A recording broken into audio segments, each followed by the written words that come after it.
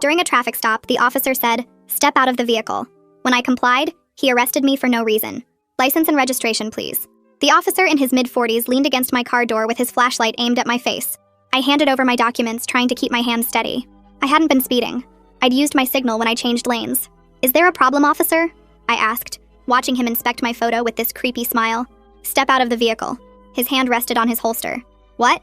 Why? What did I do?" My voice cracked. I'd never even gotten a parking ticket before. "Step out. Now." The way he said it made my body go cold. I opened my car door, and the second my feet hit the pavement, he spun me around and pressed me against my car. "You're under arrest." The handcuffs clicked around my wrists before I could even process what was happening.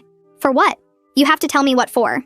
I tried to turn my head to look at him, but he held me firm against the car. "Resisting arrest." He said it like it was a line from his script. "I'm not resisting. I got out when you asked. This is insane." My voice echoed off the empty road. He walked me to his patrol car, his grip on my arm tight enough that I knew there'd be marks later. At the station, the booking area was busy with actual criminals. 2 guys who looked like they'd been in a bar fight, a woman screaming about her boyfriend, and me in my work clothes, a substitute teacher who'd been driving home from parent conferences. "I'll take this one," the officer who arrested me announced to the room. The female officer at the processing desk looked up from her computer. "Actually, I can handle her. You've been on shift for 12 hours already." His jaw tightened. I said, "I've got this one." His eyes were going manic. "But our protocol says female arrestees should be processed by female officers when available," she said again. He clenched his teeth at her. "And protocols are flexible." He tightened his grip on my arm. My blood ran cold instantly. My dad was a retired officer, and he'd taught me that officers who deliberately ignore protocol always have bad intentions.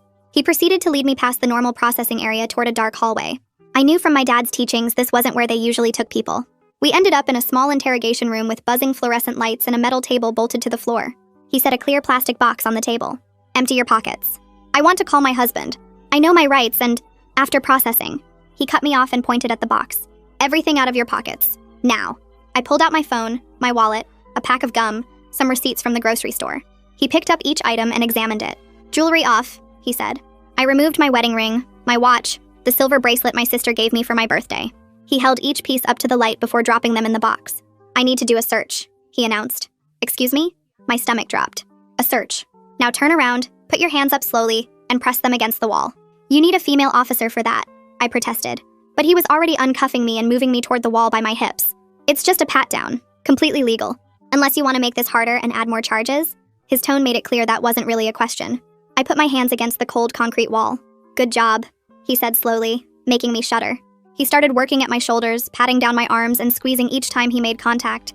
His hands slowly moved to my sides, lingering around and under my chest and stomach for way too long.